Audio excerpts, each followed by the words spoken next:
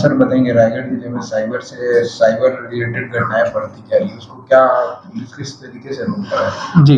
पिछले कुछ समय से साइबर फ्रॉड्स को लेके हमने देखा कि लगातार जो लोग ऑनलाइन अपनी एक्टिविटीज़ रखते हैं सोशल मीडिया पे या फिर कहीं किसी प्रकार की ऑनलाइन परचेज़िंग करते हैं या ऑनलाइन बैंकिंग का इस्तेमाल करते हैं, ऐसे लोग जो टेक्निकली साउंड हैं ऐसे लोग ज़्यादा इसके शिकार बन रहे हैं। अलग-अलग प्रकार के साइबर फ्रॉड्स के मामले हमने कुछ दिनों से देखे हैं और जिसमें मुख्यतः हमने जो फ़ेसबुक, इंस्टाग्राम और जो सोशल मीडिया साइट्स पे प्राइवेसी को लेकर रहता है, उसको लेकर भी हमने देखा कि अ, उसके ज़रिए लोग कॉन्टैक्ट्स में आते हैं और फ़िशिंग के शिकार हो जाते हैं। इसमें हमने ओटीपी फ्रॉड्स देखे, हमने देखा कि कुछ ऐसे मामले आए जिसमें व्हाट्सएप के ज़रिए वीडियो कॉल करके एक ऑब्ससीन वीडियो चलाकर मॉर्फिंग की गई, मॉर्फिंग करने के बाद ब्लैकमेलिंग का प्रयास किया गया, ऐसे मामले सामने आए।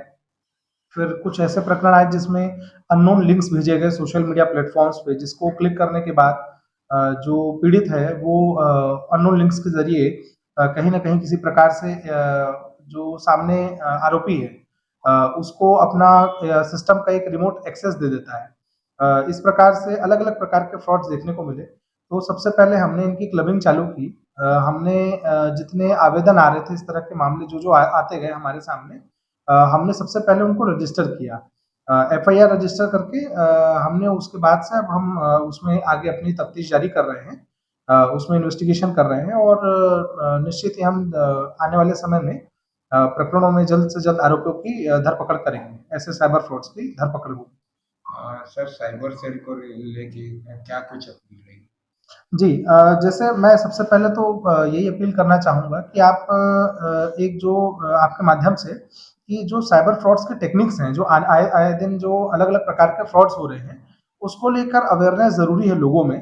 ऑलरेडी जिले में जो एसएसपी सर हैं, उनके और एडिशनल एसपी सर के मार्गदर्शन में एक जन चेतना शिविर का आयोजन अभी जो ग्रामीण इलाके हैं, उनमें वृहद स्तर पर हो रहा है। लगभग सभी थानों में ग्रामीण स्तर पर जन चेतना शिविर का आयोजन किया जा रहा है, जहाँ पर मुख्य उद्देश्य हमारा यही है कि जो साइबर फ्रॉड्स की टेक्निक है, उसको हम वहाँ के युवाओं को, वहाँ के लोगों को बता सकें, ताकि वो साइबर ठगी के शिकार ना हो। इस तरह के मामलों में सबसे ज़्यादा अच्छा होता है कि आप प्रिकॉशनरी स्टेप्स लें। आप अपनी प्राइवेसी को लेकर जो आपकी निजी जानकारी है, उसको लेकर आप सतर्क रहें।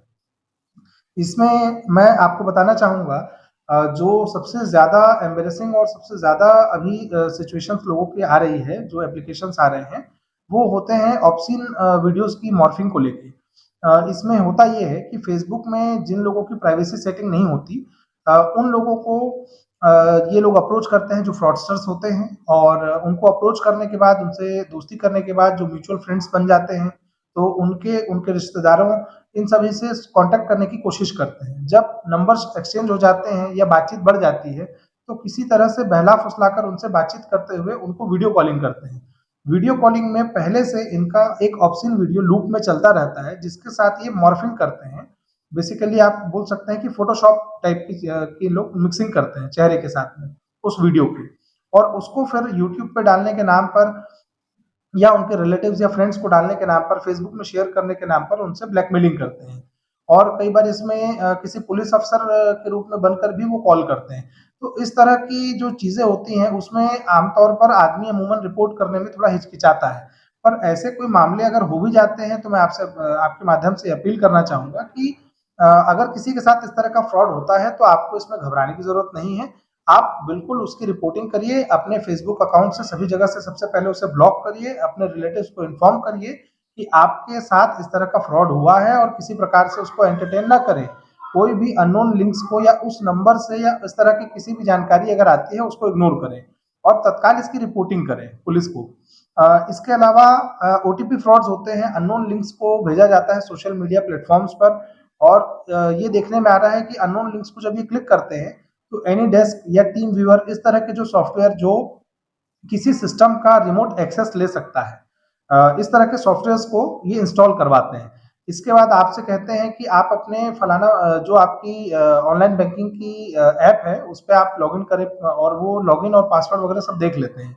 ओटीपी वगैरह वो उसी में तुरंत-तुरंत उनका एक पैरेलल एक आदमी बैठा होता है, और वो तुरंत इसमें डिटेल्स को यूज़ करते हुए ऑनलाइन परचेजिंग करता है या फिर ट्रांसफर्स करता है। इस तरह का एक फ्रॉड हमने लास्ट ईयर धर्मजयगढ़ में 9.5 लाख का एक फ्रॉड हुआ था, जो इसी प्रकार से एनीडेस्क सॉफ्टवेयर का हुआ था, जो कि योनो एसबीआई के नाम से फ्रॉड हुआ था, जिसको हमने उस समय पे पकड़ा था जामतारा से। तो ये फ्रॉड्स के एक ये तरीका है जो आजकल कॉमन है। इसके अलावा एक वेबसाइट्स का भी है। रिसेंटली देखने में आया कि फ्रेंचाइजी दिलाने के नाम पर और अलग-अलग जो वेबसाइट्स होती हैं, ये लोग कैंपिंग करते हैं, फर्जी वेबसाइट्स बनाते हैं। ये सबसे पहले डोमेन नेम खरीदते हैं। डोमेन नेम खरीद के जो अगर सपोज़ आपका एसबीआई है, उसकी कोई साइट है, तो एसबीआई से जुड़ी हुई नाम की डोमेन नेम ये खरीदते हैं सबसे पहले। उसके डोमेन नेम को खरीदने के बाद ये उसकी वेबसाइट बना के एग्जैक्टली उसकी जैसी दिखने वाली, जैसा एसबीआई या फिर किसी भी कंपनी का कोई वेबसाइट दिखता है ओरिजिनल, उसकी डुप्लीकेट वेबसाइट तैयार करते हैं। उसकी कैंपिंग करते हैं गूगल के माध्यम से। और जिस समय वो कैंपिंग करते हैं और उनका जब ये फिशिंग की जो साइट होती है, जब ये पॉपअप होती है सर्च बार में, सर्च करने पर ऊपर पॉपअप होती है और अगर उसमें कोई क्लिक करता है तो देखता है कि जब उसमें contact number, customer care number जो होता है, उसमें ये फ्रॉड करने के लिए पहले से जो निर्धारित इनके मोबाइल नंबर होते हैं, ये उसको उसमें डाल के रखते हैं।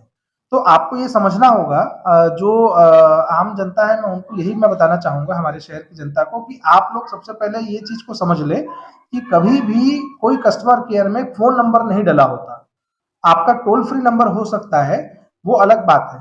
पर आप साइट्स में जाएँ और कभी भी आपको अगर ऐसी कोई मोबाइल नंबर वगैरह की डिटेल अगर डली हुई है, मोबाइल नंबर जो हमारा 10 डिजिट का होता है, वैसे डिजिट वाले नंबर जो होते हैं, वो अक्सर फ़िशिंग वेबसाइट्स में ऐसे ही नंबरों का उपयोग होता है। इस तरह के नंबरों पे आप संपर्क कभी ना करें। हाल-फिलहाल में वाओ कंपनी की एक मोमोज़ वाली कंपनी है, मोमोज़ बनाने वाली, बेचने वाली, तो उसकी एक चेन चलती है वाओ के नाम से। एक रिसेंटली एक विक्टिम हमारे पास आया था जिसने इसी तरह से वाओ कंपनी की वेबसाइट को सर्च किया, सर्च करने के बाद उनसे कॉन्टैक्ट किया। जो साइट पे वो गया वो फ़िशिंग साइट थी और बाद में उसको जब वाओ के आउटलेट पे गया तब पता चला कि फ्रेंचाइज़ी का सिस्टम उनके यहाँ पर नहीं है। तो इस तरह का एक फ्रॉड हमने रिसेंटली भी देखा है। तो इस तरह से आपको मैंने मेजर जो आजकल हो रहा है वो मैंने आपको बताया है। मैं आम जनता से अपील यही करूँगा कि कभी भी अपनी निजी जानकारी या अपनी कोई भी पिन, आधार कार्ड, पैन कार्ड, ये सारी जानकारी किसी अन्य व्यक्ति से शेयर ना करें और सतर्क रहें। सतर्कता ही सबसे बड़ा बचाव है साइबर फ्रॉड्स के लिए।